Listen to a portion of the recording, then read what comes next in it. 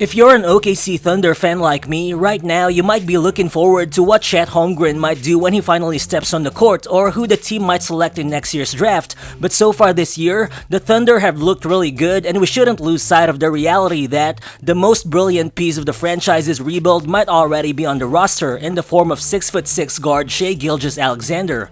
With his breakout third season coming after OKC traded away almost every other competent player that the team had, Shai's brilliance in 2019 to 2020 has flown under the radar, despite him putting up almost 24 points, 5 rebounds, and 6 assists on a blistering 62% true shooting before he was shut down due to injury. Then, in his follow-up 2021 to 2022 season, although Shai recorded career-low shooting numbers, he still put up a really solid 24, 5, and 6 stat line. However, Shai hasn't been getting much attention in national media circles, probably because he plays for a small market team and because it might be easy to conclude that he's putting up empty stats on a bad team. This season though, alongside OKC's solid start, there's no excuse to ignore what SGA is doing anymore, as after his first 5 games of the season, Shai is averaging 31 points, 5 rebounds, 7 assists, 2.4 steals, and 1.2 blocks per game, while shooting almost 50% from the field, 37% from behind the arc, and 100% from the free throw line. The thing is, with all the brilliance he's been displaying, Shai's still definitely an odd player to conceptualize. How can someone who doesn't have a flashy handle, explosive athleticism, and elite touch be such a dynamic offensive player on the court? So in this video, let's dive into the early season film and numbers as we break down the layers of Shai Gilgeous-Alexander's game to understand why he just might be the future superstar that the OKC Thunder needs. So what's good guys, it's Real Balls here, and if you happen to enjoy this video, please do me a favor by hitting that like button. It only takes a second of your time, but it will be much appreciated. So let's get to it.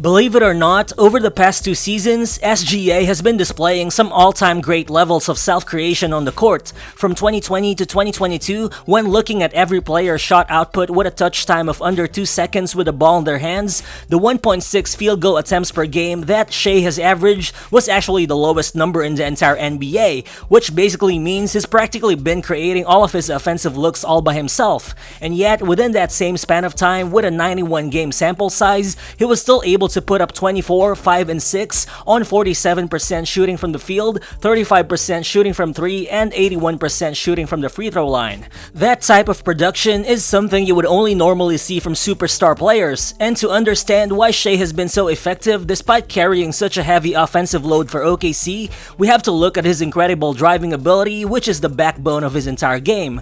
Over the past 2 years, Shai has led the NBA in drives per game, and this season, despite a small sample size, his 27.2 average once again ranks number 1 in the league.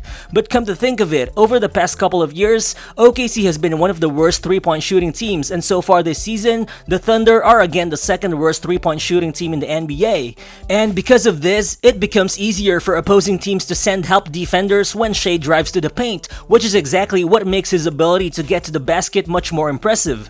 Further, looking at the numbers so far this season, Shai actually ranks in the 98th percentile in terms of unassisted field goal attempts at the rim and in the 95th percentile of unassisted shots made at the rim in the entire NBA. To put it simply, Shai is the best driver in basketball as of now, and there's hardly anything defenders can do to keep him out of the paint. But how does Shai actually do it?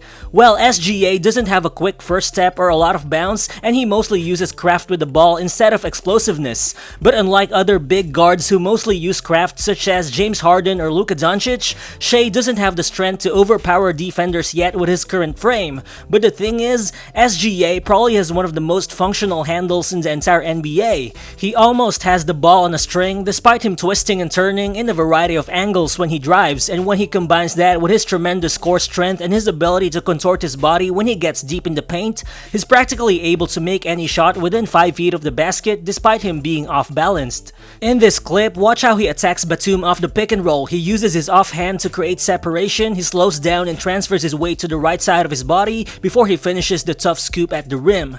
Here, watch Shai start off with a hesitation before he drives and plants his feet in the paint, then watch the up fake before he twists his body to the side as he finishes the up and under against two defenders.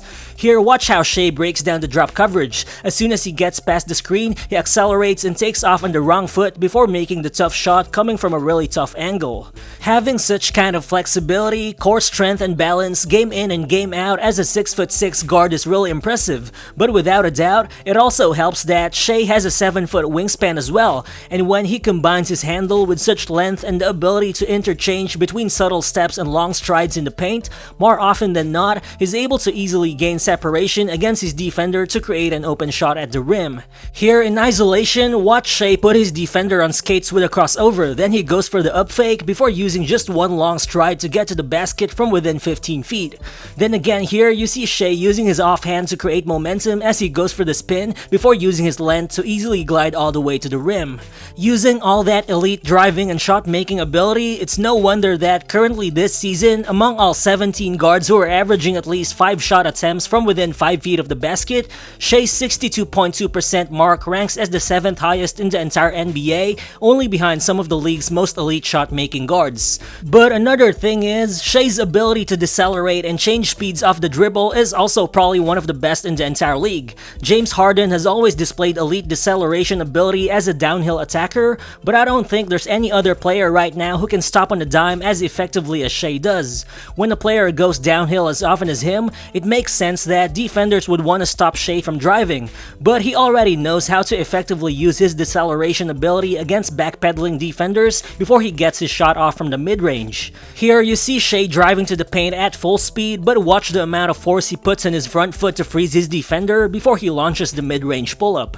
Again here, as he attacks John Wall, watch Shai with a quick in-and-out dribble to stop his momentum before he pulls back to launch the tough contested jumper. So far this season, out of all 45 players to attempt at least 2 mid-range shots per game, Shai's 42.2% clip ranks in the 46th percentile of the entire league. That's not off the charts, but it's still quite impressive considering that Shai still averages the 12th most mid-range shots per game in the league, and also considering that he's almost always highly contested when taking those shots. Overall, with the skill set he has, it's not surprising that Shai currently has the 4th highest isolation frequency in the entire league, but what's mind-blowing is that the 1.03 points per possession he's generating also ranks in the 98th percentile of the entire NBA. That's already ridiculous levels of shot creation he's been displaying so far. Still, I think the only thing that might be missing from Shai's offensive game is a consistent above-average outside shot, especially coming off the dribble.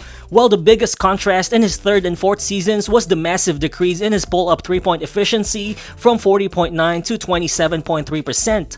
This season though, Shai is shooting almost 37% from 3. However, that good percentage is mostly because of his excellent catch-and-shoot percentages, again despite the small sample size. But the reason I'm not really worried about Shai's overall 3-point shooting moving forward is that over the past 2 seasons, he's actually had one of the toughest shot profiles in the entire NBA. Since 2020, around 70% of his 3-point attempts have come off the dribble, but within that same span of time, he was only open on 11.4% of his 3-point attempts, ranking in the 12th percentile of the league, while in terms of 3-point shot quality, he also ranked in the bottom 2 percentile of the entire NBA. So basically, we can say that the difficulty of the outside shots he's been taking, which is generally caused by OKC being a bad shooting team, has been the main reason for Shai's inconsistent outside shooting numbers.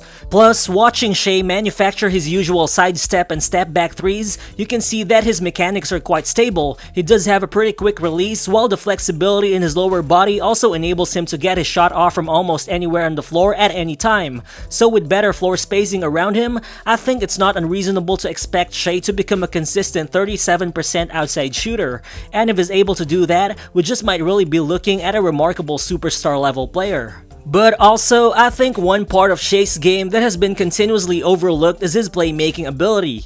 Over the past 2 seasons, Shai has averaged 5.9 assists, and so far this season, he's up to 7 assists per game. However, everyone knows that those numbers have still been limited by the fact that OKC didn't have and still doesn't have an active elite role man on the roster. And again, OKC has been one of the league's worst outside shooting teams, and this season, aside from Shai, JRE has been the only guy on the roster who's been shooting above 30% 36% from deep on at least meaningful volume.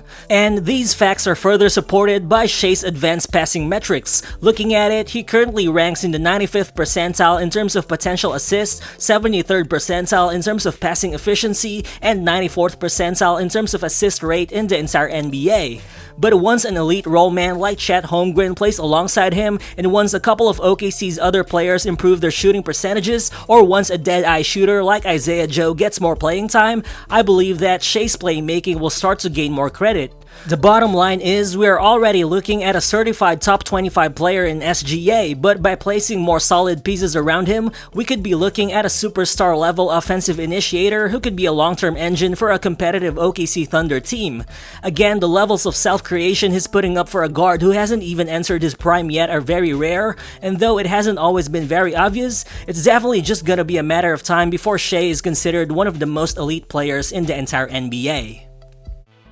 So, do you guys think Shai can be the best player on an OKC championship team? Feel free to share your thoughts in the comment section below, and again, if you're new to the channel, please consider subscribing as well. Again, this is Rero Balls, and I'll see you on the next one. Peace.